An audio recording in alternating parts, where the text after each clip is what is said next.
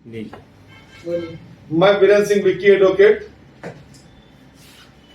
आप Anil Giri ji, editor in chief कब तक न्यूज चैनल। जी, मैं इनके साथ मुखातिब होकर एक छोटी सी वो कहानी स्टोरी बता रहा हूँ। जी, जी, व्यक्ति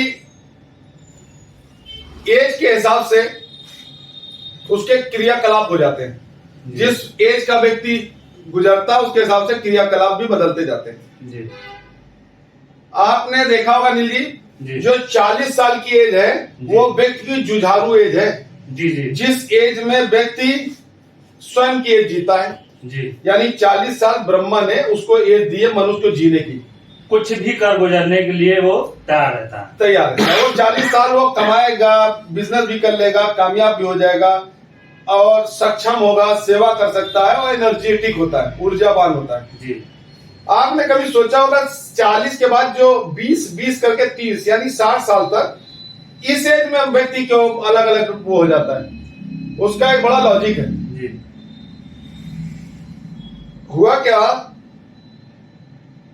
कि मनुष्य, गधा और कुत्ता और उल्लू तीनों को समान एज ब्रह्मा जी के यहाँ से मिल गई थी। जी, वो तीनों की समान एज जी रहा था, यानी 40-40 साल की एज चारों लोग जीते।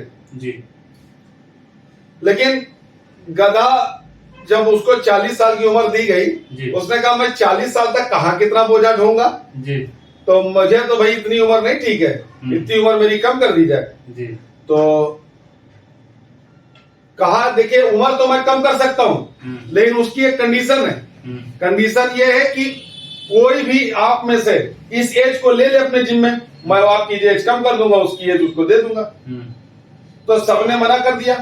लेकिन मनुष्य जो था उसने कहा नहीं 40 तो मेरी कम है, मुझे आप दे दीजिए तो मैं ले लूंगा आपकी एज। तो गधा भैया खुश हो गया, उनसे ब्रह्मा जी से कहा, ब्रह्मा जी कहा ठीक है, अब ये 20 साल इसकी एज इसको दे दो मनुष्य को। तो अब कुत्ता भी उसमें बोला कि मैं 40 साल तक क्या करूंगा, कितना मुझे भौंकना पड़ेगा, कितनी चौकीदारी, कितनी पहरेदारी करनी पड़ेगी। तो फिर कुत्ते ने इसके आगे भी एक कंडीशन आई कि मैं एज स्वयं वापस नहीं ले सकता हूं, इनमें से जिसको कहो मैं वो अगर आपकी स्वेच्छा से ले ले तो उसको मैं उस एज को ट्रांसफर कर दूंगा। कुत्ते ने भी औरों से पूछा तो गधे का तो कोई मतलब ही नहीं बनता था, उल्लू भी नहीं माना। मनुष्य ने कहा अच्छा ठीक है आप भी मेरी एज दे दो। तो मनुष्य ने फिर 20 साल इसकी भी एज ले ली। तो 40 मनुष्य की, 20 गधे की और 20 अब ये कुत्ते की मिल गई, 80 साल मनुष्य की एज हो गई। मनीष हमारे हम तो जी लेंगे 80 साल। तब तक मालूम दिया उल्लू भी कही कि अब इन लोगों ने कम कर दिया, मैं क्या करूंगा, इतने दिन तक लटका रहूंगा उल्टा, तो मैं 40 साल नहीं ठीक है, नहीं ऐसा करिए, मेरी भी रिक्वेस्ट है कि आप मेरी भी उम्र कम कर लो। तो उन्होंने कहा नहीं ये सब तो आपके आगे भी लागू है कि आप भी किसी को ऐसा एज अपनी ट्रांसफर कर दो, मैं ट्रांसफर कर लूंगा, मैं मान लूंगा उसको, उसकी एज उसको दे दूंगा। फिर एक मात्र मनुष्य ही बचा था। मनुष्य के स्वभाव में है जितना मिल जाए उतना अच्छा। मनुष्य ने कहा इसकी एज भी अपना ले लिया। अब मनुष्य की एज हो गई 20 करके 60, वहां से मिली 40, मनुष्य की थी 100 साल का मनुष्य हो गया। लेकिन 100 साल का मनुष्य में एक सबसे बड़ी बात है कि 40 तक वो एनर्जेटिक जीता है और 60 साल जो है वो गधा, कुत्ता और उल्लू के नेचर में जीता है, यानी उसके स्वभाव में ये नेचर होता है।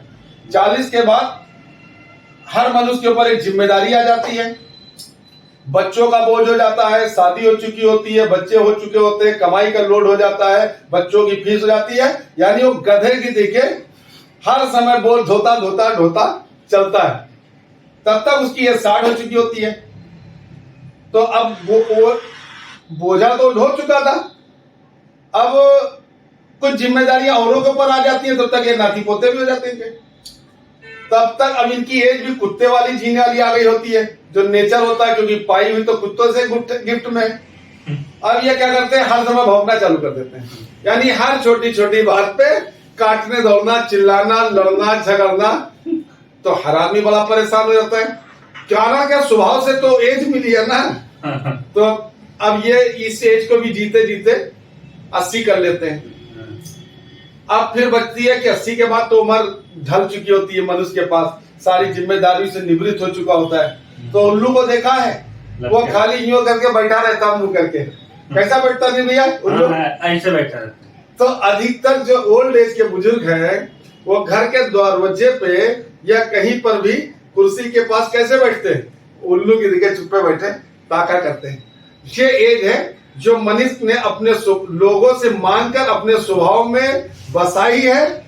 यही मेरी कहानी है कि 3 एज पाई है, तो इसी एज के हिसाब से मनुष्य जीता है। मनुष्य अपनी आगे की एज नहीं जीता है। बस यही कहानी के साथ मैं अपनी वाणी को समाप्त करता हूं। जय हिंद, जय भारत, भारत माता की जय। हमारी वीडियो अच्छी लगी हो, पसंद आई हो तो इसको लाइक, शेयर और कमेंट करिएगा।